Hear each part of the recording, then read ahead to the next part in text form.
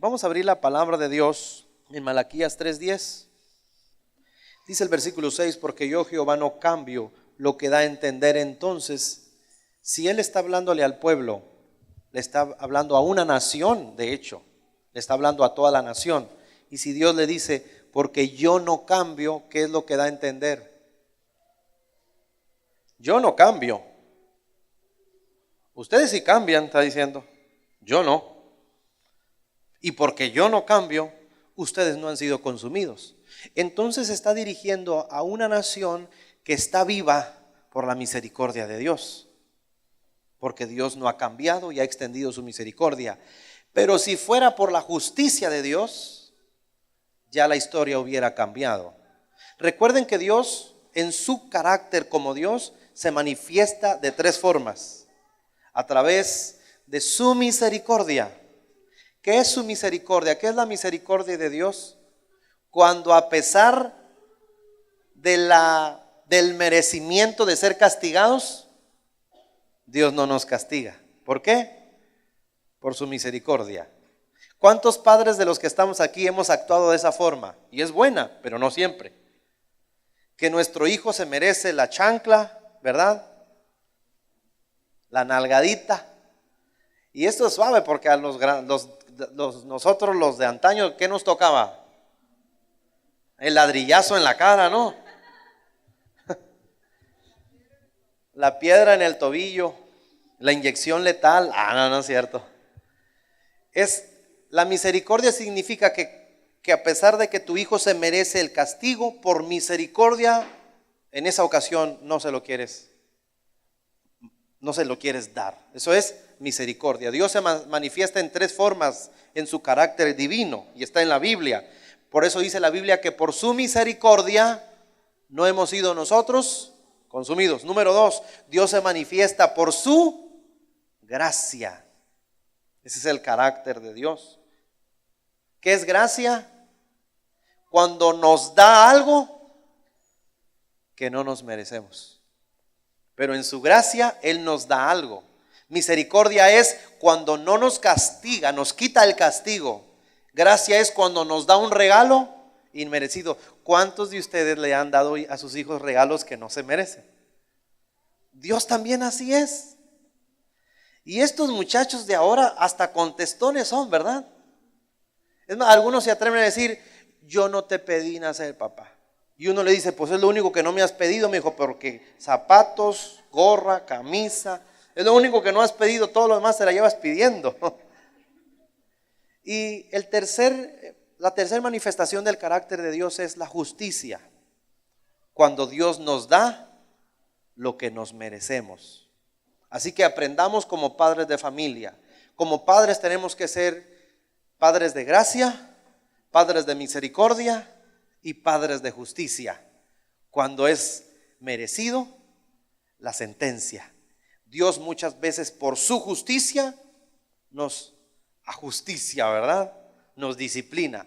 Por su misericordia nos quita el castigo y por su gracia muchas veces nos da lo que no merecemos. Como padres tenemos que ser equilibrados. Aunque esta no es una escuela para padres, sirve que nos ayuda es que a mí me encanta la justicia, sí, pero tiene que ser misericordioso también.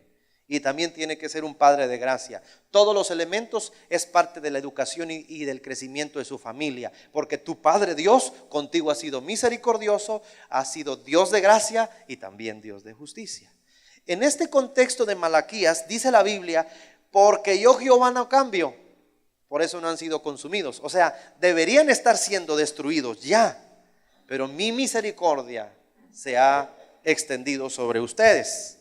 Resulta que el pueblo sí cambió. Y luego dice el 7, Malaquías 3:7, desde los días de vuestros padres se han apartado de mis leyes y no las guardaron. Entonces lo que Dios va a hablar es un asunto de leyes, no es un asunto de voluntariado, sino de cumplir la justicia. Y luego Dios dice, vuélvanse a mí y yo me volveré a vosotros, ha dicho Jehová de los ejércitos.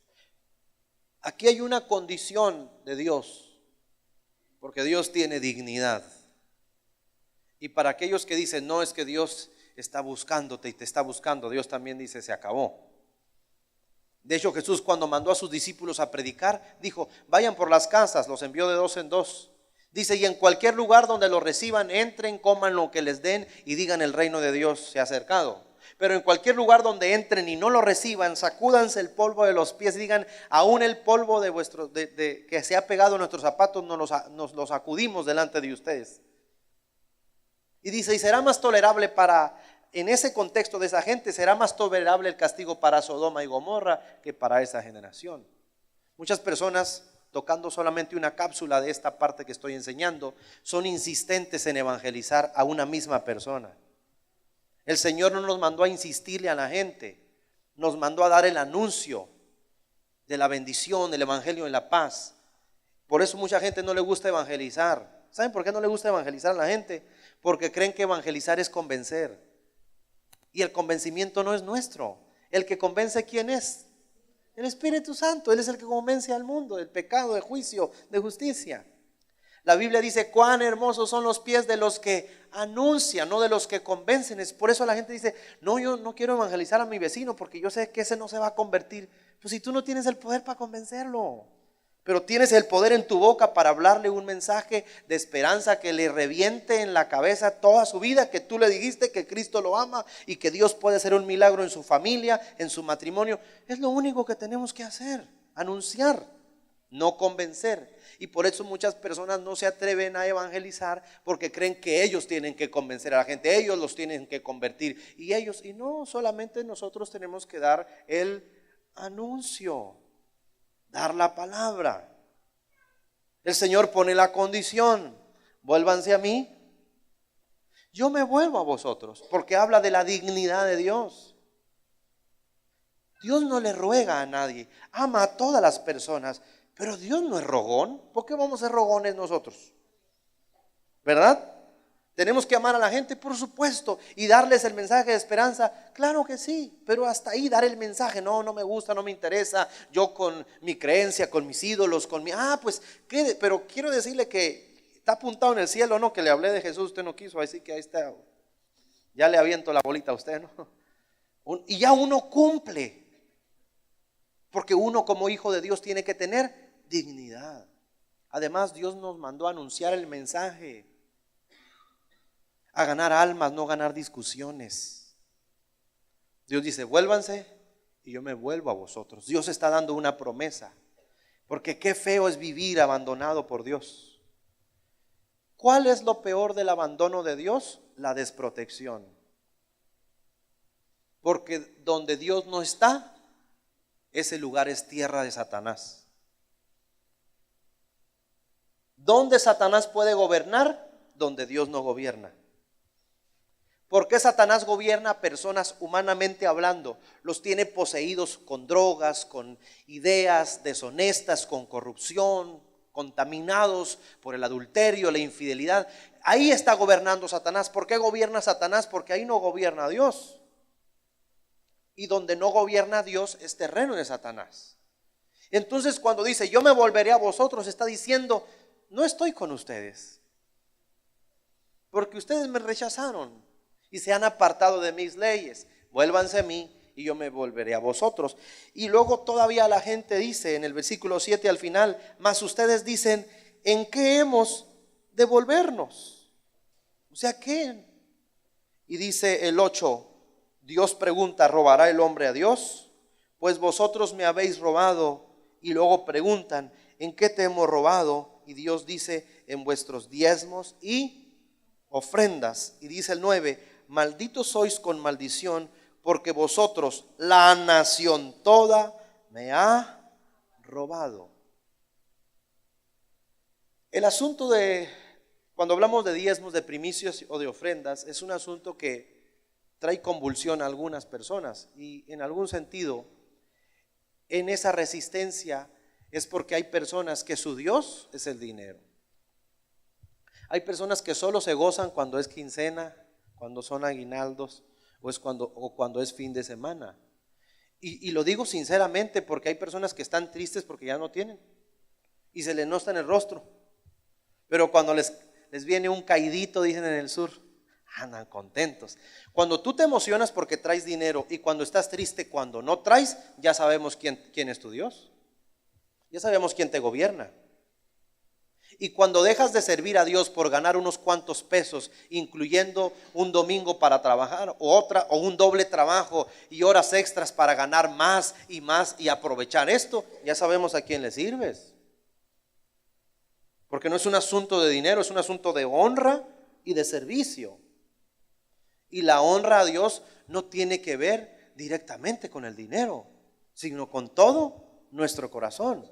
Por eso es un tema un poquito difícil para algunos de asimilar y fácil para otros, ¿verdad? Hay gente que toda su vida va a batallar con diezmar, ofrendar, toda su vida. ¿Por qué? Porque no están convertidos y al no estar convertidos no están convencidos. Y van a buscar argumentos.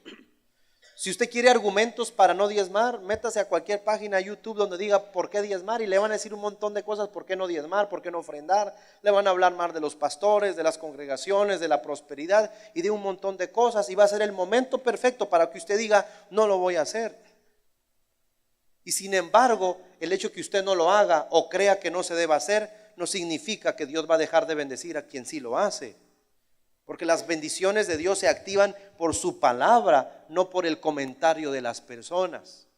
Y es verdad que como pastor, al anunciar esto, es verdad que hay muchos pastores. Tal vez no son pocos, tal vez son menos que más o más que menos, no lo sé. Dios conoce cada pastor y cada congregación. Y es verdad que tal vez algunos pueden abusar en pedir ofrendas, en pedir diezmos, en pedir cosas. Es verdad.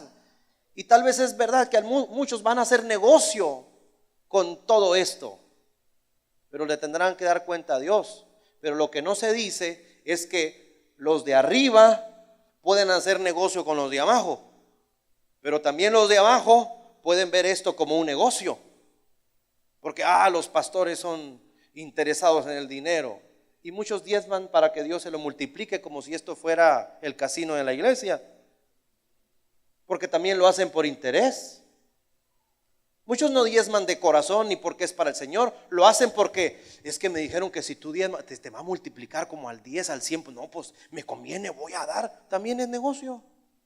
Y si usted lo ve como negocio, por eso la Biblia dice en Corintios, nadie dé con tristeza ni por necesidad. Como no tengo poquito, pues le voy a echar ahí, como dijo el pastor, que diera, ¿verdad? Y si doy que se va a multiplicar, pues como necesito mucho, voy a dar esto poquito. Estás dando por necesidad. También te conviene y estás viendo la ofrenda y el diezmo como un negocio.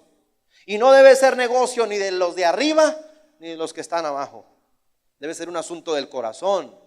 Y debe ser un asunto de convencimiento espiritual. Si no estás convencido, no lo hagas. Pero quien lo hace, lo debe hacer ¿cómo? Con todo el corazón. Dios está haciendo un reclamo. Él quiere volver a la gente, pero está esperando que la gente vuelva. Y no está esperando que vuelvan con un arrepentimiento. ¿Sí me estoy explicando? Se está dirigiendo a un pueblo maldito, se escucha mal, pero la Biblia dice, malditos sois con maldición. Al final ese pueblo está bajo una maldición fuerte.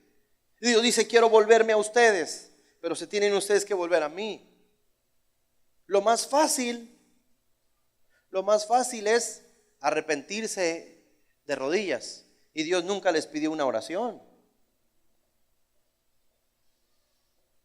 Les pidió, traigan los diezmos al alfolí y hay alimento en mi casa. ¿Por qué? Mis hermanos, no todo se soluciona con una oración de arrepentimiento. Mire cómo está la cosa. Incluso hablando de la ofrenda, Jesús dijo, cuando traigas tu ofrenda al altar, dice ofrenda, cuando traigas tu ofrenda al altar y te acuerdas que tu hermano tiene algo contra ti, no dice Dios, pues aprovechamos, deja la ofrenda por si no quieres. No, dice, deja tu ofrenda, no la entregues. Cuida tu ofrenda. Y dice, ve y reconcíliate primero con tu hermano. Una vez que te reconcilies emocional, ética, moralmente, no sé, que reparemos daños, entonces dice, traes y presentas tu ofrenda. Eso significa que si yo estoy mal con mi esposa, La ofendí, le dije cosas que no le debía decir y aquí estoy a lo mejor entregándome al Señor con todo mi corazón, pero la traigo contra ella. Eso es una adoración, o cualquier cosa que yo ofrezca a Dios, Él no lo va a recibir. Ahora fíjense qué fácil es. Me peleo con mi esposa, le digo cosas y me voy al altar y me hinco: Padre, perdóname porque le pegué a mi esposa un cachetadón de esos bien dados, Padre, ya no lo voy a hacer, Señor. ¿Sabes qué me contesta Dios por ese texto? A mí no me hiciste nada. Reconcíliate con el agraviado. Reconcíliate con porque lo más fácil es pedirle a Dios y pedirle perdón por lo que le hice. Lo más difícil es tragar el orgullo, entrar en la humildad y pedirle perdón a ella. No sé si me estoy explicando. No todo se soluciona con una oración. Si tú ofendiste a tu esposa, debes pedirle perdón a Dios y reparar los daños con la persona correcta, adecuadamente. O sea, imagínate que tú le debes a Coppel y le pasas al Señor: perdóname porque ya no me voy a endeudar, Señor. Vaya y póngase de acuerdo con el adversario. No vas a llegar con Coppel y decir: ya vimos que se arrepintió en la iglesia. No debe nada. Usted puede orar todo lo que quiera, pero la deuda sigue. Porque hay que ir con las cosas y las personas correctas. Les pongo otro ejemplo. La gente tenía hambre en el desierto cuando Jesús estaba predicando la palabra. Y Jesús se dio cuenta que la gente tenía hambre y dijo: no los puedo mandar a sus casas, porque si se van a desmayar. Es una cuestión lógica.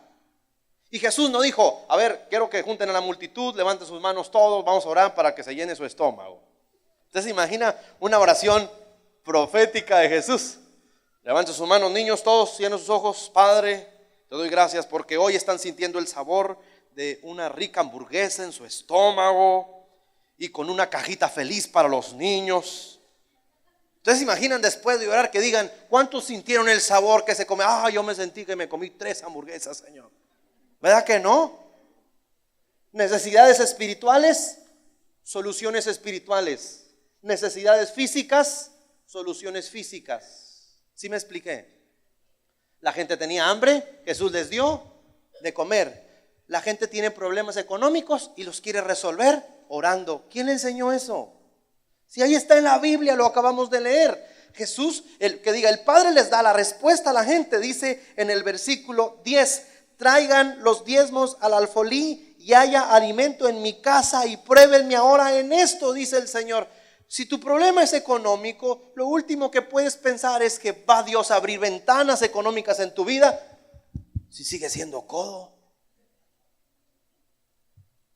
agarrado, sin soltar. Si sigues teniendo problemas con dar. Es que no tengo, pastor. Si yo tuviera, cuando yo tenga. No, si aquí no, la gente no tenía, estaban malditos. No tenía la gente. Y el Señor dice: tráiganme los diezmos y las ofrendas y hay alimento en mi casa. Cuando haces ese acto, más que de orar, una acción de devolverle al Señor lo que es, el Señor abre las ventanas. Y a la gente que lucha o batalla con esta área, obviamente no va a soltar. Y la consecuencia, Dios tampoco va a soltar. Vuélvete a mí, yo me vuelvo a ti. Trae los diezmos, las ofrendas a mi casa. Cumple mis leyes en este principio y yo me volveré a ti. Qué facilito es que levante sus manos, hermanos. Reprendemos toda deuda, toda maldición económica. Tenemos que tener actos voluntarios y de convencimiento. Porque cuando le damos al Señor, cuando entregamos al Señor, lo que estamos abriendo es una ventana que el Señor está prometiendo, no el pastor, no la iglesia, la palabra. Al final tenemos que creer en la palabra. Dice la Biblia de nuevo en el 10: traigan todos los diezmos al alfolí y hay alimento en mi casa y pruébenme ahora en esto, dice Jehová en los ejércitos. Si no, os abriré las ventanas de los cielos y derramaré sobre vosotros bendición hasta que sobre y abunde. ¿Cómo se presenta Dios en ese texto?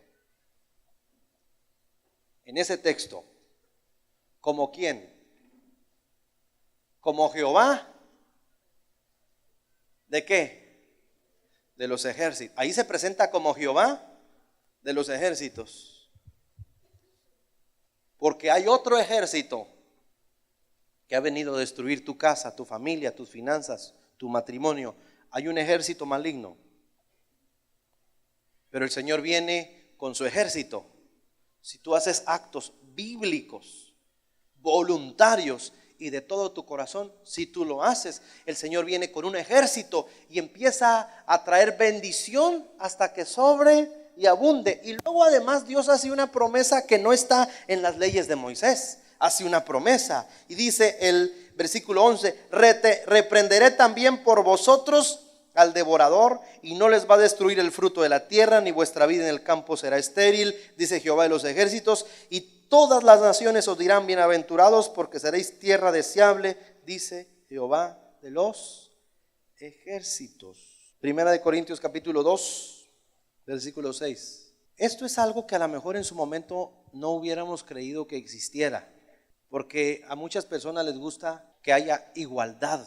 Hay igualdad en el amor de Dios. Hay igualdad en la gracia de Dios. Dios nos ama a todos, la gracia es para todos. Pero hay cosas que ya estando en el cuerpo de Cristo no son para todos. Quisiéramos que fueran, pero dice la Biblia en el versículo 6 de Primera de Corintios capítulo 2 versículo 6: sin embargo, hablamos sabiduría entre los que han alcanzado madurez, y sabiduría no de este siglo, ni de los príncipes de este siglo que perecen. Está diciendo Pablo, la sabiduría que nosotros hablamos, o los términos bíblicos que usamos, es una sabiduría que solamente puede ser comprendida por aquellos que dentro de la iglesia son maduros. Y luego continúa, el 7, más hablamos sabiduría de Dios en misterio. La sabiduría oculta, la cual Dios predestinó antes de los siglos para nuestra gloria, la que ninguno de los príncipes de este siglo conoció, porque si lo hubieran conocido nunca habrían crucificado al Señor de gloria. Antes bien, fíjense cómo está la promesa, como está escrito: cosas que ojo no vio, ni oído oyó, ni ha subido en corazón de hombre, son las que Dios ha preparado. ¿Para quiénes? Para los que le aman. Pero Dios nos las reveló a nosotros por el Espíritu, porque el Espíritu todo lo escudriña, aún lo profundo de Dios. Dice el 12: y nosotros no hemos recibido el espíritu del mundo, sino el espíritu que proviene de Dios. Ponga atención: para que sepamos lo que Dios nos ha concedido, lo cual también hablamos, no con palabras enseñadas por sabiduría humana, sino como las que enseña el Espíritu, acomodando lo espiritual a lo espiritual. Pero el hombre natural no percibe las cosas que son del Espíritu, ahí entra la inmadurez, porque para él son locura y no las puede entender, porque se han de discernir espiritualmente. Obviamente este tema que estoy hablando es un tema espiritual que se debe entender espiritualmente. Y al entenderlo espiritualmente es algo que se habla, según la Biblia, en misterio, porque el hombre natural no percibe las cosas que son del Espíritu, porque le son locura. Tú imagínate que llegas a tu trabajo el día de mañana, a tu escuela, y supongamos que aquí hubo un momento de ministración y Dios dio una palabra profética y Dios te da palabra a ti, ¿no? Que llegas a tu trabajo y le dices a tu compañero de trabajo: ayer Dios me dio palabra. El Señor me dio palabra, me dieron palabra profética. ¿Qué? Estás hablando un tema espiritual con una mente carnal. Conclusión: crear confusión, contienda y discusión. ¿Sí me explico? Qué curioso. Algunas personas que son creyentes hoy, antes eran borrachitos. ¿Y por qué lo digo? Solo como un ejemplo. Eran borrachitos, se gastaban la quincena, la semana, enfrente de los amigos, de la familia, dejabas sin comer a tus hijos y nadie decía nada. No más, pues que estás ahí tirado, ¿no? Y decían: es su vida, él sabe lo que hace, no quiere cambiar. Resulta que ese borrachito llega un momento que tiene un encuentro espiritual con Cristo, algo que solo se puede entender espiritualmente. Se entrega a Jesús, viene a Cristo, mejora su matrimonio, mejora su relación, mejoran sus finanzas, mejora su familia y ahora como hombre nuevo aprende principios nuevos como los domingos son del Señor, entre otras cosas de los mandamientos, y ahora se da cuenta la familia que lo miraba tirado y borracho que tiene un sobre para meter diezmos. Y entonces los que nunca se metían con su dinero ahora se meten en lo que va a hacer. ¿A poco tú vas a dar diezmos? ¿Ya le vas a ir a tirar el dinero al pastor? Ya te lavaron el cerebro. No, nunca te dijeron, no te gastes tu quincena, tu familia, nunca te lo dijeron. Nunca les importó tu condición de vida. Pero ahora que estás bueno y sano, ahora que te va bien con tu familia, ahora que estás mejor con tus hijos, ahora resulta que ellos naturalmente no perciben y dicen, le pasó algo, ha de estar loco. Y por eso Pablo dijo que la predicación del evangelio era locura para los que se pierden. Pero si estar loco representa ser mejor padre, ser mejor madre, ser mejor ciudadano, ser mejor persona, estar en paz, no tener migraña, no tener insomnio, si estar loco representa mejorar la vida y en esa locura tengo que hacer actos de adoración y cualquier otra cosa, prefiero esta locura a vivir en Egipto viviendo en contaminación y hundido. Pero la gente que no se metía contigo, que te miraba tal vez arrastrándote en la vida, ahora que te ve bien y sano, muchas veces se quiere meter porque no comprenden el principio de cualquier cosa, incluyendo la ofrenda y los diezmos. Pero no cometamos el error de andar comentando cosas que solo le pertenecen a la madurez y a los misterios de Dios. No sé si me estoy explicando. Hay temas que nunca deben salir de aquí y no porque sean secretos. Son temas que ellos no van a entender porque son hombres o mujeres carnales con una mente natural. Pero les cuento otra, tal vez hay algún que otro carnal entre nosotros. Los carnales también ofrendan. ¿Cómo, pastor? Sí lo hacen. Pero Dios no los bendice a los carnales. Porque cuando un carnal va a dar una ofrenda, cuando termina de darla, regresa sufriendo diciendo, me queda menos. Esa es una mente carnal. Una mente espiritual lo hace con gozos, lo entrega y dice, gracias Dios porque pude participar de honrar en tu casa. Son dos mentes distintas. Al final es el corazón que lo practica lo que determina una cosa o la otra. Pero el asunto de dar primicias, de iniciar el año así, de entender el tema de las finanzas, es un asunto espiritual. Por eso aquí no pasamos el ofrendero entre las sillas y respetamos los lugares que tal vez lo hagan. Para nosotros no es recolecta ni cooperacha. Para nosotros es un asunto voluntario y de corazón. Y quien lo hace debe ponerse de pie y pasar voluntariamente a entregarle al Señor lo que Él considera que es para el Señor. Pero es un asunto voluntario porque el altar se hizo para dar, no para pedir. Al final podemos pedir, pero Dios nunca dijo que se hiciera un altar. Y cuando Dios estableció un altar, usted puede leer el Antiguo Testamento, porque el altar era porque alguna ofrenda iba a ser sacrificada. Así que el altar se hizo ¿para qué? Para dar. Hay un principio de los alcohólicos anónimos que dice en sus principios, y me gusta, dice, mano que da nunca está vacía. Porque la Biblia menciona que es mejor dar que ¿qué? Ahora fíjense bien, todos se saben, o la mayoría se sabe este texto, Juan 3:16, porque de tal manera amó Dios al mundo que ¿qué hizo? Dio a su Hijo unigénito para que todo aquel que en Él crea no se pierda, mas tenga vida eterna. ¿Quién salió ganando? ¿Quién sale ganando en eso? Cuando Dios dio, ¿quién sale ganando? Pensemos en el texto, porque de tal manera amó Dios al mundo, Dios amó, es una naturaleza, que dio a su Hijo. Salimos ganando porque dio a su Hijo unigénito, para que todo aquel que en Él crea, nosotros, no se pierda, nosotros, mantenga vida eterna, nosotros. ¿Quién sale ganando cuando Dios da? Sale ganando Dios, porque es mejor dar recibir. Cuando tú das, la ganancia no es más que lo que diste, lo que repartiste, porque lo que damos es con lo único que Dios se queda, lo que entregamos, lo que soltamos. En ese contexto y en ese principio, ya para ir aterrizando, todos nacimos para dar. Muchos de ustedes tienen muchas deudas con sus hijos, con su esposa, con su esposo, con su familia. Se han quedado con abrazos que quisieron dar, pero por vergüenza no lo dieron. Se han quedado con besos, con caricias, con cariños que quisieron expresar y las reprimieron. Se han quedado con tiempo de calidad para sus hijos, para sus esposas, sus esposos, y se rindieron, no lo hicieron.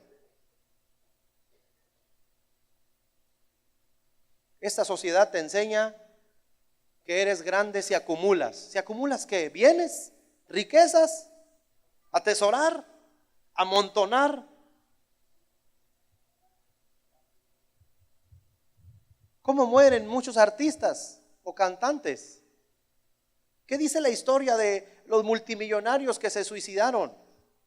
Murieron en sus mansiones, llenos de fama, de contratos que ya no pudieron cumplir, de miles de fans, y terminan inyectándose de más en la vena, tomándose psicotrópicos, dándose un balazo, tirándose por un puente, cortándose las venas. Está la historia, no lo estoy inventando. ¿Y quién eran? Gente que vivía como pobrecitos, abandonados. Eran multimillonarios, pero estaban vacíos, porque acumular no es todo. Es más, acumular intoxica. El hombre no está capacitado para acumular. Solo fuimos diseñados para repartir. Hay gente que se siente vacía estando llena. ¿Saben qué es un miserable? Un miserable es aquel que nunca se sacia de tener y que lo que tiene no es suficiente. Por eso hay multimillonarios miserables. El rico y Lázaro habla de que el rico era un miserable, puesto que tenía todo y no podía compartir. Un miserable es aquel que no comparte.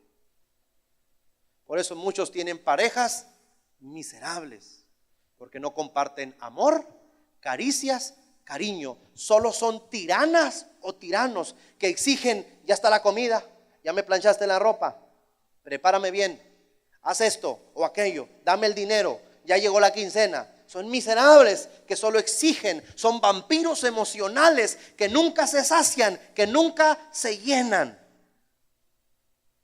Hay gente que tiene acumulación de cosas, pero se siente solo. Por el contrario, hay gente que se siente llena solo después de vaciarse.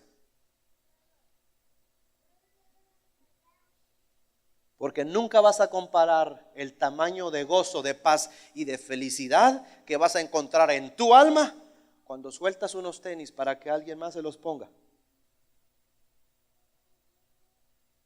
Cuando sueltas un plato de comida con todo tu corazón para que alguien sacie su hambre.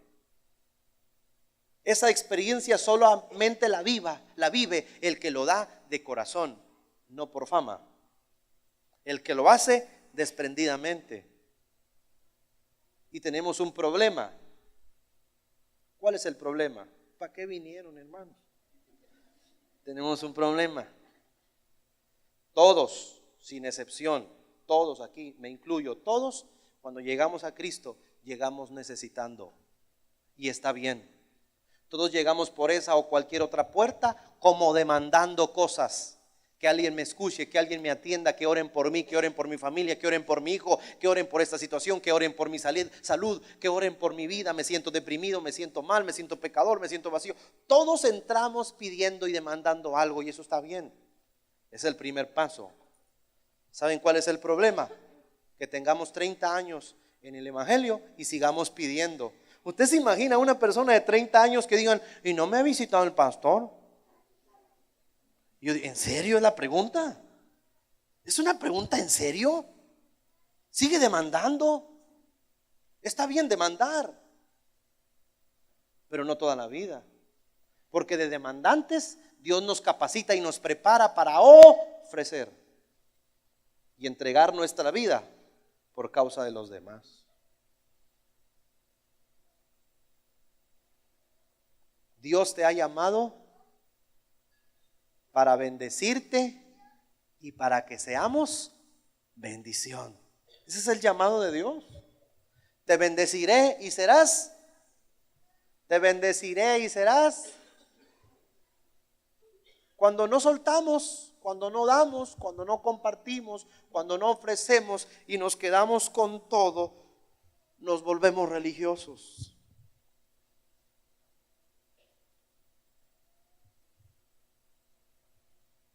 Y termino con esta cápsula.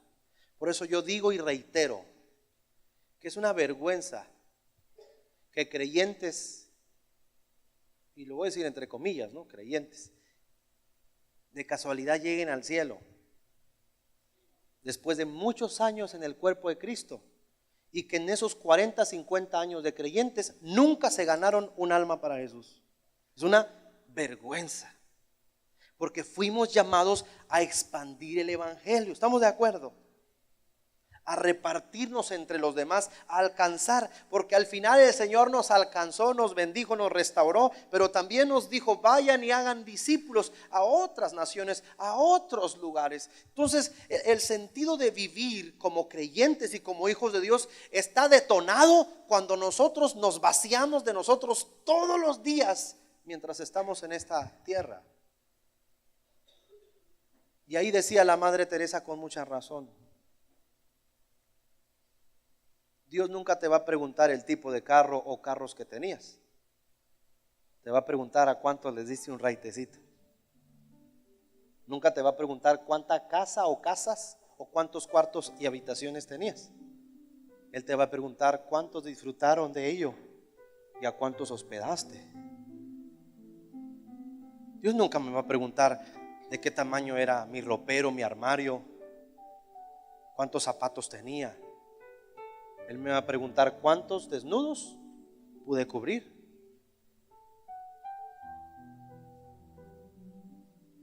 Dios nunca te da algo para ti. Cuando te lo da, es para que seas un puente para alguien más. Y la vida cristiana se centra en lo que podemos hacer por otros. Y para que eso se parta en nosotros para bien y se detone, tenemos que aprender a ser generosos todo el tiempo, toda la vida, en todo momento y en toda circunstancia. Porque dar es la expresión más grande de inteligencia que nosotros podemos tener. Dar, entregar, soltar. La gente nos necesita, la obra nos necesita. Ya no pensemos en nosotros. Estoy hablando a los maduros. Ahora pensemos en los demás. Ahora pensemos con madurez. Volvámonos a Dios en todo caso. Dejemos de compartir un Dios que no es real. Y les cuento la historia final. El hombre que tocaba la puerta pedía una taza de café al vecino. Luego mandaba al hijo que si no tenía unas 3 tortillas porque ya estaba cerrada la tienda. Y luego iba con el mismo vecino 3, 4 días después, que si no le pasaba unas poquitas cucharadas de azúcar. Y así mandaba. En eso llegó un evangelista a la iglesia de este hombre, un evangelista de poder. Y le dijo el pastor: inviten a sus vecinos, inviten a todas las personas. Y el vecino, muy contento, llegó, tocó la puerta, le abrió, y aquel dijo: me viene a pedir algo. Y sí, le dijo: no tiene 2 pan Bimbo ahí para... No tengo en la casa. Ah, por cierto, le dijo, quiero invitarlo a la iglesia, va a venir un gran evangelista, un hombre de Dios poderoso, porque para Dios no hay nada imposible. Y él le dice al vecino, el que no es convertido: ¿de qué Dios me habla? ¿Del que lo mata de hambre? ¿El que lo tiene miserable? Porque yo creo que a la campaña el que tiene que ir es usted, y de verdad. Y ese Dios de lo imposible, empezar a vivirlo en carne propia. No me habla de un Dios que no practica, le dijo. Y ahí se terminó la campaña evangelística, yo creo. No sé cómo fue tu 2019 o 2018, perdón, o los otros años anteriores. Buenos, malos, crecimos, nos estancamos, no lo sé.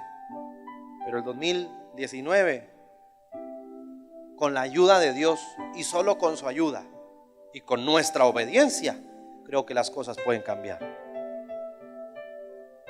Deseo que los que son empleados dejen de serlo y se conviertan en emprendedores, y de emprendedores pasen a empresarios, porque la Biblia dice, no el pastor, la Biblia, que es más poderosa que cualquier palabra de hombre, la Biblia dice: y yo los puse como cabeza y no como cola, y prestarás a muchas naciones, pero tú nunca pedirás prestado. Deseo que este año sea el año donde nunca jamás vuelvas a empeñar algo o a pedir un solo préstamo, así sean 50 o 100 pesos, que se te vaya esa maldición de tu corazón y de tu mente, y que de aquí en adelante le creas a Dios, creyéndole, lo honres con lo primero que tienes para la honra de su nombre, y que a través de este año tus ojos, tu familia y tú puedas experimentar la mano de Dios.